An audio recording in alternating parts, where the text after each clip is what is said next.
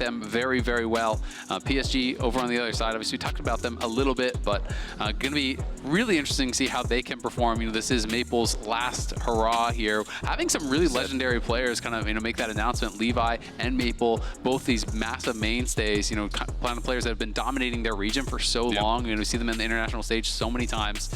I want to see if they can kind of make a really great run for themselves here on their last go at Worlds. And so many other, you know, other teams as well that we're questioning rosters. You know, T1 comes into that argument. I know the desk is going to look at that throughout the day, or at least throughout the tournament. But let's focus in on this, because for draft, HLE are taking away that Skarner that, again, I know that a lot of Korean junglers have been spamming in solo queue, in champs queue at the moment too.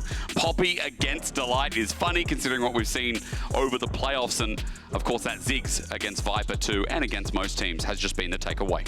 Yeah, Ziggs obviously, you know, is very strong in the meta. Mostly been playing bot these days, but just kind of waiting to see what HLA's read is, because we did see, you know, Gen G was kind of playing very much an old style. We've seen a lot of the Eastern teams, I think, so far, you know, that are debuting here on the Swiss stage, kind of playing what is considered to be the old meta, you know, a couple patches ago. Whether or not that is them just saying, you know what, our first match, we expect to win, so why would we show anything? You know, we're just going to kind of, you know, hide our picks, keep it close to your chest. Actually, You don't really know if it's going to be that. You don't really know if it's just going to be, you know what, we could be nervous first game on stage, let's play comfort picks. It could be any number of reasons, but definitely not the same kind of priority that we've been expecting on champions like Syndra, like Ori, you know, like Yone. Those were kind of the big three that a lot of people were talking about, especially in mid lane. And top lane has been, you know, pretty much, I think, par for the course. Everyone kind of thought top lane was basically the same. Well, Yone is open on that note as well, by the way, so HLE can just show us a priority of that. And again, we've talked about it, for someone like Zeka, that is a powerful pick to leave open against HLE. Yeah, that's terrifying, because I think this pick is just terrifying in its own right, and Zeka is so good on it. You know, this definitely could be problematic for them. 70% win rate on it in the LCK. This split was really looking good on this pick. Sejuani, it feels like a pretty smart takeaway here. It's obviously such a strong pairing with the Yone, and it is something that is definitely comfort for Pina as well. It was his most played in the LCK by quite a bit, if I recall correctly. Going to be interested to see what the pairings for PSG are, though, as they're going to go Jackson. I mean, we saw some Akali and stuff from Maple, so they could even go, you know, double melee solo laners here potentially if they wanted to. We've also seen some Renekton mid too as well, something that a lot of Yone mains hate running into. Hasn't really worked, but we did see it. We have seen it. Wish we hadn't. But Well, let's see if they can surprise us. On the other side, HLE thinking about a jungle pick, and again, while the Amumu is real, we haven't seen it just yet, as Maokai back for Peanut. Okay, old reliable here for the pairing of Doran on something like the Cassante. Also seems right for what we've seen from HLE. Just slapping Doran on something like the Cassante. The Renekton already mentioned before as well. Potential for the Gnar here, as that also gets locked in. Yeah, so Gnar's going to come in here. This is a pretty comfortable matchup. I always look at this as slightly Gnar favored early, and obviously Jax can outscale, but I think it's pretty skill-based, and a lot of the best Gnar players, you know, really just don't give good windows for the Jax to be able to kill. I would actually love Sylas here. There are incredible ultimates to steal with the Maokai and the Gnar, and it is a secondary, you know, melee soul laner there for the Sejuani, but I'm not sure if he's going to be comfortable in that matchup against the Yone. So he is going back to the Akali that I mentioned earlier. He had some really strong games on Akali in play-ins. In that final series against 100 Thieves, he was just kind of playing more standard mage stuff. But even in the loss, he was looking incredible on Akali, and he had like basically 3 or 4 back-to-back-to-back games in play-ins where he was just straight smurfing on this pick. Oh yeah, I mean, he could get up to 2 items, and then he ran the fights. So for Maple, again, he's going to try and run that back, and Azale, you already pointed it and acknowledged before, it's double solo laners in melee, which means it's going to buff Junja as well here for the early skirmishes. On the other side, the pick potential getting taken away as PSG take that Ashe off the board. No 80 carry yet here for HLE or PSG, so expect maybe those pools to get mighty pinched here as we go into the second phase. Yeah, we've been seeing a lot of prio on Jhin thus far, so that is going to get banned out. Jhin just really is great, especially when you have someone else alongside it that is going to bring that consistent damage. I don't like Jhin if you're playing like Jhin LeBlanc as your only threats and things like that, but Jhin is such a facilitator, you know, is able to follow up on engages, can open up and really create chaos on a lot of these fights, create windows for your other carries to really put on pressure. Ezreal getting banned out, that is another Viper special here. This guy obviously so good on the Ezreal. He's really good on pretty much every champion. He is one of the best 80 carries in the world, absolutely, but definitely can shine, I feel like, most on those real hyper carries. carries, you know, when he is playing something like the Zeri, like the Kai'Sa. The EDG days, right? It's like that. I just have that special place in my heart, man, for Viper on those big carries. He was crazy. He is crazy. I like that you mentioned it again. Got high hopes for Viper here as we don't take an 80 carry off here for HLE in the end. It's the Nautilus, it's the Engage. They give away the Kai'Sa here, and all of a sudden we keep seeing more dive out of PSG, built for this game of Swiss. Yeah, the Nautilus ban here is interesting. You know, it does kind of lead me to believe that maybe you want to play a high mobility carry here for Viper. You know, something that makes it a little bit more difficult to lock down here. This would be something that's really strong against what PSG have shown. This is hard engage, and they're going to draft an engage support as well, pretty much guaranteed. Zai answers that beautifully. I absolutely love it, and Rakan is up. And Delight is incredibly good at it. You talked about it at the start of draft. I was just going to say, it's just going to be the pairing. I feel like it definitely could be. And they say, whatever, take Rel, we'll just put Delight on comfort. We'll put Delight on that same champion that he's so well known for. I mean, he is so well known for it. I just feel like it is just screaming out to call it at that point. Yep. And he is going to answer. We are going to get the Delight Rakan.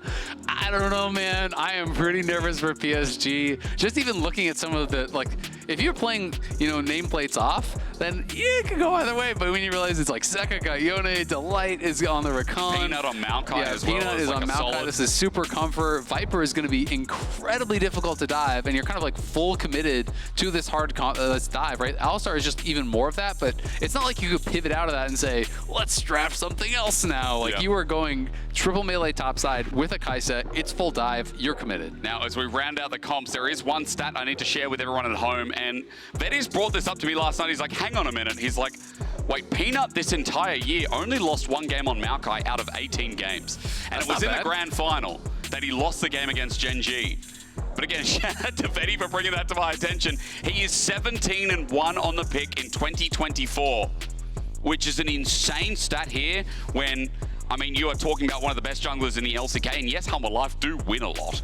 But still, it's just crazy to throw that in there as they debut on the Swiss stage. But to put it in perspective, their teammate, you know, game score over the whole year, they had a 70% win rate, which is obviously incredibly good. Yep. But Maokai, 94.4%. So it is still, you know, very heavily above the average that their team does win. Sometimes win rates can be kind of fraudulent when people are like, yeah, this guy's insane at this champ. He has a 60% win rate. It's like, well, your team has a 70% win rate. So what does that mean? But it's going to be an exciting one here. Got the Viper EDG sign in the crowd. Oh, he remembers. I mean, it's a good throwback. Who could forget? It was such a crazy team. No one expected them to win Worlds. Humble Life this time, a lot of people are putting them in the top 3, top 4 to win Worlds. And as they debut here against PSG, I mean, PSG, is the play-ins run real? Can they use that momentum and take a win off tournament favorites? It would set up their tournament, it would set up the Swiss stage, and it would throw expectations out the window. As again today, we've had some pretty close matchups with LCK versus other members of the East, and here against PSG, we get to find out if that's going to be the case again. Yeah, we have had some really close matchups. I mean, you know, Fnatic, they had opportunities in their game. True. Weibo got way closer against Genji than I think people were exciting. TL obviously had their windows against LNG. Yep. T1 lost out to top esports before. Yep. So we've had some really close, really competitive games. Honestly, we've gotten way more good games than I was kind of expecting. It's good, isn't it? Coming into this first day, I thought there was going to be a lot more lopsided matches, and we'll see if that does continue here for the last couple that we have scheduled. Well, that should be good, because I know after this, Fly versus Gam. I just saw Gam Man walking along in the audience, so he's definitely getting ready for that. And Azael, let's hope you're not another curse. For now, though, I take it away. I'm not going to throw that into your face. Don't you put that out there. No, I'm sorry. I felt guilty as soon as I said it. Every time NA loses, I get like 50 tweets. Like, get off the cast, bro. The DMs must be nuts. I feel sorry for They're in good fun, to be fair, but there's an edge of truth to it. Yep. They're like, well, it's been a lot of losses. Maybe we shouldn't have. Now, I was going to say that this looks like the most standard start, but of course, Betty and Woody are going to go against that, and they're going to swap sides. You know what the sad part is? You're right. It is the most standard start at Worlds. So, like, every single game, it feels like it's just a lane swap today. Which, I mean, lane swaps can be interesting. You know, they can be strategically cool, especially if there is some sort of adaptation that's going on. True. But when you come to Worlds, you want to see the best players in the world laning against each other. Yeah. You know, you just want to see the 1v1s. You want to see the 2v2s. You want to see those outplays. And lane swaps, unfortunately, do deny us a bit of that. We'll have to see, though, if PSG can get too much from this. Obviously, Alistar, kind of famously awful level 1, so a lot of players here, you know, just electing to lane swap when they do have Alistar, even if it's just a quick push towards level 2, and that's exactly what they're doing. This is kind of a similar situation that we saw Core and Impact in last game, where obviously Woody's going to be going down bot lane to try to cover Aja here on the Jax. Of course, we know that HLE isn't looking to dive. They're just going to farm and play. They're just chilling and continuing to move around the map here as Doran's is going to TP back towards top, catch that wave, and Peanut is just power farming here on the Maokai. So HLE is already up, you know, good 400 gold, and they're just saying, you know what, if you're going to give us that advantage, we're just going to take that gold lead and we're going to just run with it. I mean, again, the difference is that, like, this time as well, there's no setup for the dive, right? The support still moves to the same position, but junglers are pathing towards top, and Doran was able to get some experience through mid, but now receives the wave. Betty's push too only looked like a couple of waves there, not that big build or stack up that we saw even in the last game as Azale, where it was about denying as much experience and gold as possible. Yeah, absolutely. But I mean, honestly, you know, Betty elects not to do that massive stack wave because Woody is basing, right? So they're pushing to get level 2 fast as Woody's going to look mid and does force a flash. Nice. So as soon as they want to try to go for that fast level 2, that means you can't really slow stack it, right? You have to just, you're kind of opting into a different strategy where you have to fast push a little bit more, get the fast level 2 for Woody so he can get back down to bot to cover a potential dive. Obviously, that didn't end up happening, but he is able to find something there as Doran hops in. Minion blocks away as Doran wasn't able to get his drill thrown out, but you notice bot side, some heavy trades coming through. Ardra at half HP, but Viper and Delight just keep walking on up, getting some heavy trades once again, and looking for more plating. Well, this is the thing, right? You know, they're just farming plates. They're saying, great, like, you're going for this. Peanut's just going to cover Doran. There's no way you're ever diving this. Just, like, absolutely zero chance it would work in a 3v2. So, you know, it's great cover here from HLE, and they're saying, yeah, sure, do the lane swap. Who cares? We're going to have Viper way ahead in gold. We're going to get, you know, a gold lead as well on Doran. We're just in a much better spot in this situation. Maple didn't want that. He took a turret shot as well. He does level up, so some health gained back on in, but still, that could have been more disastrous here as Zeka takes him with him. I mean, this is just looking so miserable for Aja, because every time, generally when you play Jax in these kind of 1vx situations, the way that you get any farm is every time Counter-Strike's up, you walk forward, you use the Counter-Strike, and you actually just use that to protect yourself from the AD carry and then pick up a minion or two. And now what we're seeing Delight is doing, which this is honestly just kind of a masterclass from here, is every time Aja walks up with Counter-Strike, he's actually, you know, just knocking him up and jumping back. Like, he's denying his ability to actually get to those minions to get any farm. He's constantly CCing him, harassing him, and then, yeah, sure, even if you land a Counter-Strike on him, Viper's putting the feathers through you, so that you have to watch out for the pullback. So Aja just basically, every time he steps forward, is being forced to immediately leap strike backwards to a minion, and that's why he wasn't able to really get any farm until just now when they based, and he can finally push out that wave. But look at what Doran's done, right? You know, Doran is a little bit behind in XP, but he has an additional 14 minions, you know, it's over 2 full waves, and has not really been pressured in that same way. So Viper and Delight just doing a great job with it. As Delight, again, moving towards topside. Anytime there's any opportunity, they're saying, you know what, Doran, would you be vulnerable on these waves? Yes, I would. Okay, someone is there to cover. First it was Peanut, and now since the wave had bounced, Doran needs to push it out. That's why there's someone here again. And this is just simple stuff, but it makes such a big difference. You know, if there isn't someone there to cover you on this push, you could easily int it in this situation, but because HLE have them covered entirely, it just looks like there's nothing happening. Such clean assignments and such clean map play here from HLE, and as Delight moves up top to also cover Doran as Chunja was spotted in the area. He just moves away after the wave's pushed up. Doran can walk back if he needs, but cancels his back for the meantime. Grubs are also up and available.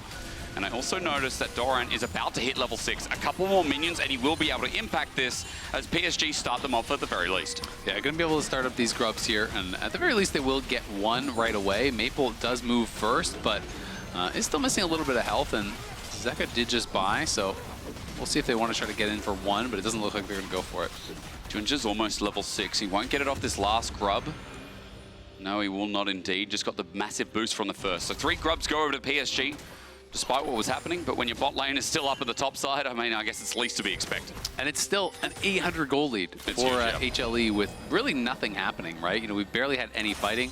Aja gets a nice little trade there as he finally knows Delight, of course, was up on that top side. He showed he was kind of harassing Junja over on those grubs, and Aja is going to try to just sit back, making sure he is not exposing himself to any sort of a gank from Peanut, because you They know that control ward is there over by Try, so he doesn't really have any vision in the enemy jungle, and that's why he has to play so safe, even though potentially he could put some pressure on and farm these minions. He just can't afford to expose himself because he doesn't know if he's going to get wrapped around on.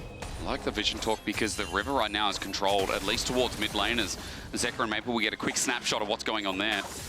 There's a good control ward, there's a river ward up in topside as well. So HLE just doing their due diligence as Delight once again makes himself known towards mid. Peanut now has level 6 as well, sees Junja in the jungle, just does a bramble smash to get on out while he also covers for Viper again. I mean, just covering these lanes seems like the early game talk here. As once again in a lane swap, it feels like every game we talk about who's covering who and how important it is at the time. Absolutely, and I mean, especially if you have really a lot of confidence that you can win out in the later stages, why not? Oh, onto Zeka. Remember, his flash was burned early. It's still not up. Great timer from PSG. First blood taken away as Zeka can't get his fate sealed. Instead, he gets his fate put in the dirt as first blood over to PSG. Nicely done. Woody just finds the engage and no hesitation from him. Woody impressed me so much when I was watching the PCS. This guy is mechanically very, very good. He has that killer instinct. He has that edge that you need as an engaged player to find that small window and just no hesitation. You have to immediately have confidence. You have to go for it.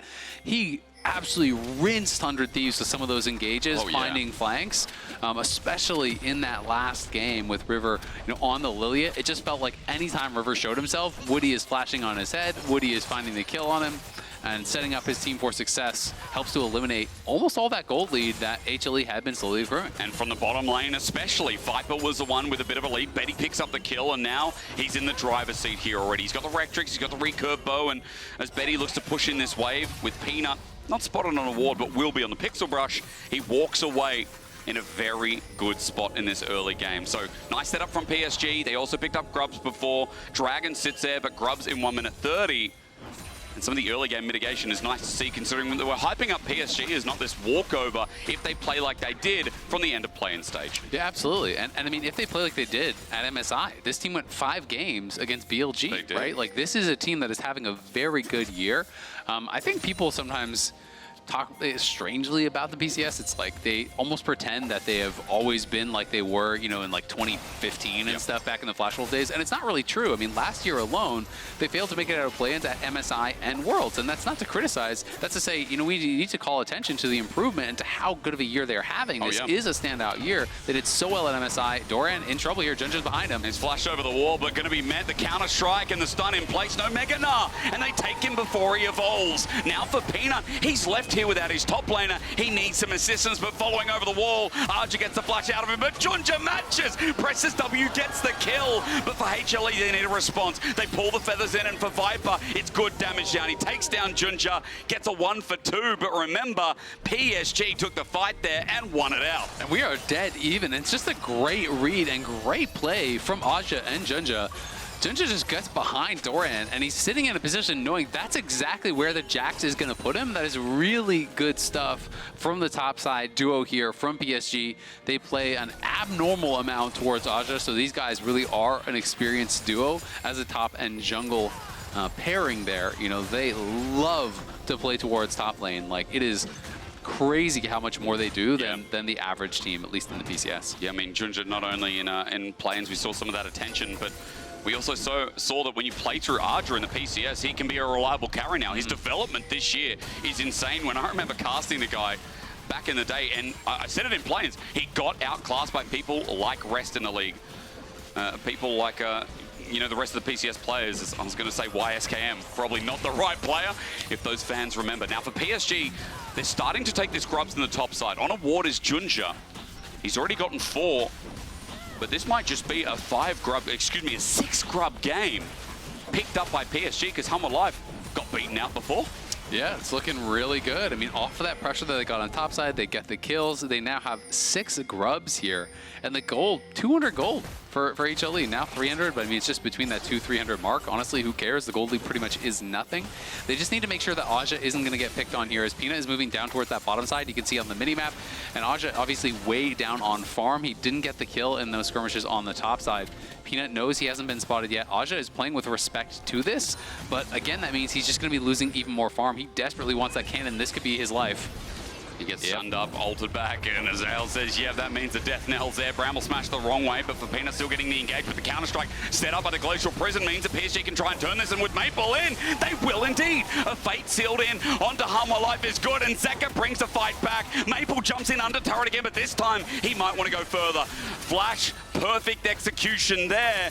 Hummer Life lucky to be alive with another trade. Yeah, it was really good setup there from HLE, though. They know that Aja's really going to be desperate for that cannon. He has been getting zoned off so much farm. It is just so juicy. He can't pass it up, so he goes in for that cannon, but PSG had the TP from Maple to cover. They quickly come in on that, and they punish the missing flash from Peanut, because remember, they have that timer from him running away. He got killed up by Junja on that top side, so Maple arrives, they get that kill. It is just a 1-for-1 trade, but it's, again, that proactive play, that cover that you need to have there from PSG. They are not rolling over here against HLE by any means, and they're setting themselves up to have a real chance in the 5v5, in the skirmishes, and that's where they have to really prove that they're going to be able to deal with the engage from Delight, that they're going to be able to find some way to problem solve the issue that is going to be Viper here on this Xayah. Well, at least the Jax is going to have impact, and Junja again has had impact in this early game. We already talked about him shadowing Aja. I think the big thing is people forget that coming into Worlds, he was first in CS per minute as a jungler. And this guy's on Sejuani, ganking, and still up here onto Peanut as bot side turret goes down while we're glazing PSG a bit. Humble Life do get themselves first turret blood, which leads them into a gold lead. But as Dragon stares them in the face, I mean, PSG are still nearby if this turns into an all-out brawl. Yep, PSG are going to have to stay aggressive. They're going to have to keep looking for these plays, and they can, in theory, play through side lanes, but at a certain point, you're going to have to deal with the 5v5, and I think it is going to be so problematic because while PSG are winning out on some of these skirmishes, they still have not really had to deal with Viper, have not really had to deal with Delight, and Viper is just going to be so well set up to be safe in these fights, and with the Xayah ultimate, with the cleanse, with the amount of peel between the Maokai, the Gnar, as well as this Rakan, it's so tough for them to get to him.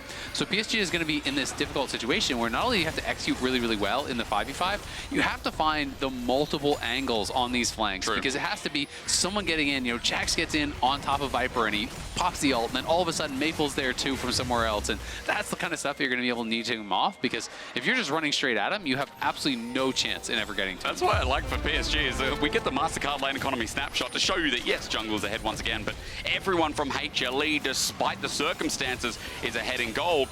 I love again that PSG tried to pull this comp out in their debut on Swiss, and they're like, we can do it, we can operate it. And while picks early have come into fruition, now as you say, it gets more difficult into the 5v5s, into the later objective setups. Look at the Herald that's just spawned here as Delight and Viper sit around mid, try to force out, but the extra range there for Delight means that they can walk away while PSG try to get themselves into River. Exactly, and PSG just, again, going to be playing towards these topside objectives. They're going to be looking for that Herald, looking for the Scuttle. They already got all 6 grubs here. So we'll see if this is going to be a contest from HLE. Of course, the Essence Reaver's done, the Blade of the Rune King's done, Triforce, Locket, all these key items have now come through for HLE. So I think that they're not just going to be giving this up, and Peanut going to be moving in and pulling aggro now on that Herald. They have Megan already, so here we go. On a ward, so they'll know the exact health bar here. PSG still angling for the fight. Betty took a bit of damage, which might hurt a bit, but at 4K, it goes down. HLE draw PSG in, but Aja wants a 1v1 off the back end. 1500 on the health bar. Junja for the steal. The ulti sent out. He runs in into Herald. It's not taken, but now for the quickness. HLE take the fight and take the brute force. Get the damage down. The fate sealed as well. 5 members left standing as the feathers fly out. You said it, Azael. You said how hard it's going to be. Doran whacks him back for the kick flip ulti. Archer sent packing and a double over to Doran with a beautiful Gnar ulti. Make it 3. HLE with their hands again, just like finals. Debut big on Swiss. Yeah, they just have the outplay in that 5v5. They have the Herald as well. They get 3 kills on the Gnar. They're going to push top for that tower. They're going to take the mid lane tier 1. And they're going to get a charge on the second tower here as well. They may not finish this off, but this just exploded the game here for HLE. They are in an incredible spot now. Look at the Gnar gold lead as he gets the solo gold on that. He's nearly 2k ahead. Now Zeka is 1.6k ahead. Sure, You killed Viper, but at what cost? I mean, it just all exploded at once. Maple's going to make a teleport play. He flashes for the 5-point strike, but HLE, imagine he's about to go to Mega Gnar, gets a stun, ulti again. Maple's against the wall as Zeka starts free firing, and Junja can't save the situation. It's a turnabout play, and Junja needs to run the hell away. Just when you think PSG were finding angles in this game, after that fight, after that pick, it's a 4.5K gold lead. Yeah, I mean, at the end of the day, they played really well through the early stages, but it's always going to be that question. Can you out-team fight a team like HLE? They had given themselves an opportunity to do so, but they are so good in these skirmishes, so adept at playing out the fights. And again, you have to commit so much to killing Viper off that it means Zeka's going crazy, Doran's going crazy. The rest of the team was not even threatened at all. You had to send everything and the kitchen sink to kill off this Xayah, and it ends up costing you the fight, ends up costing you multiple towers. And some people might meme on that play from Maple, but he knows after that fight and all the towers they lost, they're in a terrible spot. So he TPs before Doran buys to try to get the bounty. And honestly, I kind of respect it because you are just in a terrible spot from this position. I mean, again, it's just talking about Doran, where he was last year at Worlds, and the expectations we have as this kind of player. And we come back to it, like, he still hits high highs. He gets memed on sometimes, but he still has high highs. And here in this opening game on the Gnar, some beautiful teamfight positioning and play. This guy's leading the charge. Absolutely, and I mean, I think this is kind of something that just honestly happens, you know, not just with Doran, but it's just a nature of the game, and especially international, you know, where people obviously haven't necessarily seen a lot of games of these players, you know, all year long. They see one moment or one thing, and that's kind of what you latch onto, and that becomes, you know, the reputation or the narrative or whatever for players. But I do think it is kind of sad sometimes because it can erase, you know, all of the good work and all the things that these players are doing so well. And so I just always like to kind of call it out a little bit when I see it. I mean, it's valid. And in this game, HLE, again, I said it before, working with their hands, like, it just felt like you watched the finals and you watched some of the best HLE games of this split, of playoffs itself. And it's always this team just finding the margins. I'll never forget game one as long as I live of them versus Gen G, of that fight top with Zeka and Viper. Absolutely hand-stiffing again, to use the word, in that first game against Gen G. Yeah, I mean, with you. They can absolutely pull it off. They are spectacular at that highest level. Some incredible mechanics on this team. And now PSG are in for a world of hurt. You know, we'll see if they can find any sort of a way to really make some magic happen here. You're going to have to look for some sort of a pick. You know, you basically at this point are depending upon, you know, getting an instant kill at the start of the fight on one of the key members. It basically has to be Zeka or Viper dying as soon as the fight starts, or you're just not going to win the fight. So it is going to be up to Junja, up to Woody, up to these guys that are on those playmakers to find that perfect initial engage on a key member. And it's going to be up to HLE to deny that. And your job gets so much harder when you're playing against the Peanut Maokai because he's going to be throwing saplings in every brush. He's going to be throwing down things like this. The ulti is just to secure Viper that tier 2 mid. So he grabs that, gets the local gold on it, and there's no way that PSG can actually move to contest. As they take the turret, we move to 5K. Baron's up in 3 seconds is something that can be forced. And again, you've got Yone, you've got Gnar, and you've also got Xayah. HLE, one mistake can lead into this objective that'll go down quite quickly. The side lanes now for Doran too are looking even better and better. He's heading towards the Sterix Gauge, it looks like, for a second item. And he should be there relatively soon. He's also got a 60 CS lead over Arja. Now, I know there were lane swaps. I know that Doran got to play out his solo lane for a little bit longer without much stress. But it's still just kind of showing you how this guy knows how to push a lead, as HLE all individually have shown us that in this game too. Absolutely, and also just, I mean, yeah, some of it's from lane swap, but credit to HLE on how they actually handled that. Every time there was any sort of window of opportunity for PSG to punish Gnar, there's someone there covering him. Peanut's there covering him. Delight's there covering him, you know, helping him push out the wave. They just did that so incredibly well. And on the other side, Delight and Viper pressured Aja on every single wave. He just couldn't farm. So, you know, you're expanding this advantage more and more and more. And HLE did an incredible job with that. And now that's paying dividends because guess what? Now in the 1v1, Aja doesn't really stand too much of a chance here against Doran. You know, he's just in such a better spot. So it means that Aja's going to miss even more and more farm. And HLE can just look to extend this lead. You expect the same as Zeka, who's 2 items up versus 1.5 for Maple. Is damage even to Junja here. He goes over the wall. Maple tags him. They might take this all in. They hit everything onto Zeka. He's caught a fish in headlights, it looks like. As the shutdown's there. Now for HLE, the rest of the fight won't go as smoothly, but a good Maokai ult from Peanut stops PSG from the chase as they get the pick that gives them a numbers advantage. Yeah, that's actually huge. They got the shutdown, and they got both Summoners and ulti off Viper. That is massive there for PSG. It's exactly the kind of play that they do need to continually make here against HLE. They are staying competitive. They really are making it difficult here for HLE to just run away with this game. But HLE are just going to say, you know what? You're missing all your tools. We're just going to start Baron.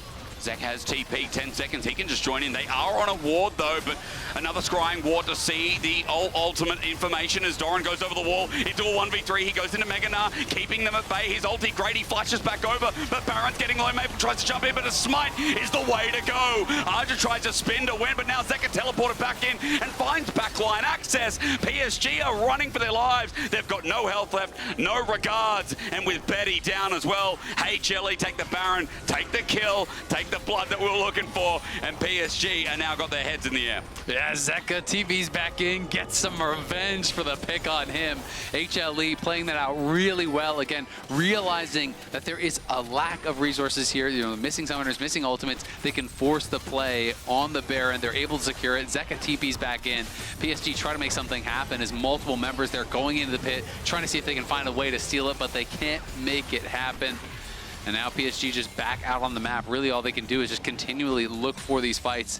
Might be a long chase here from Woody. He's going to try to see if he could find someone on that long run back, but doesn't find an angle as they all do group together, so they're just going to have to head mid and look for that. We can watch this one more time. As yes, over the wall here, Doran is in some trouble, but Flash is back in the pit, and Maple takes the E, but look at that counter engage from Delight. Instantaneously charms him out of the E there. I think he maybe even disjointed the shuriken flip damage as he interrupted him coming over the wall, so he couldn't get that finish. Aja goes in to try to bail him out, to try to make something happen. They realize, again, this is desperation hours here when you are in that spot. But it's a perfect counter engage there from Delight. They're going to look for Viper. They're okay. Delight Bond here. 007 is once again showing up on this pick. We talked about it, and I think a lot of people have been talking about Delight. I could flash back to the final Blitzcrank game. He's got a lot of picks that really resonate with me here as HLE are in the river, and PSG want to take another fight. I mean, they're falling so far behind as Zeka re-engages, looks for the angle himself, gets a 4-man knockup, sets him into the corner. The Fate Seal on 3 rather as Delight comes in with a perfect quickness. It's beautiful to watch as everything used on Archer. Maple tries to get in the thick of it, but he can't get anything more than a kill. Over the wall he finds himself, but a feather through the heart seals the deal. A triple over to Viper, and Hum Alive are not taking any prisoners in their debut. Man, it's just PSG going into the bounce house there. HLE, CC him up against the wall. The knockups from Zeka, the stuns from Doran, the knockups and CC from Delight just set up so incredibly well there for Viper. Just a really well-executed team fight there as Doran was able to push out Betty. He couldn't really be involved in it. Maple goes in, tries to salvage something, does get a kill onto Zeka. But again, there's no pressure on Viper when everything is being set at Zeka there, and Viper is just able to crush them in the fight. It's an 11k gold lead just about at 25 minutes into the game. It started with that fight in top. It continues to happen when PSG want to scuffle down and get dirty with it. We watch one of those fights again, and HLE pivot around. And HLE just bought so much time. This is the key thing here. They pull back, and then as that Soul Unbound is about to expire, he goes back in with the Fate is Sealed, multiple members there, then Delight, charms up 3, gets all the knockups. You can see all of this CC coming in onto PSG, and on the other side, Betty had already been pushed out there by Doran. Viper not threatened at all, and no way Maple was going to be able to take the portal out to safety. It's a good try, but you can see now IE done for Viper. He's already on 3 items, plus has the Hex Drinker. This guy is going to be a nightmare. You called it a bounce house before. Just going back and watching the replay, like 5-6 people all moshed up together. It's a lot of fun watching this game, but to the reality of it again, with no objectives up for a while, with HLE just finding themselves on these waves, the pressure continues to mount, and PSG playing the defensive game now while people like Zeka hold himself in a side wave And PSG are scattered thin here, looking where to defend. Yeah, I mean, it's an over 10,000 gold lead at this point. HLE haven't even lost a single tower at this point in the game. They are pushing through multiple lanes here. You can see Doran down towards the bot side. He's going to get that wave moving. And they're just going to take over vision on this topside jungle, bounce between the lanes, continually take away enemy jungle camps, and just extend this gold lead even further. They're going to really choke out PSG, make them look for plays, make them face check in positions where they're not really set up for the fight.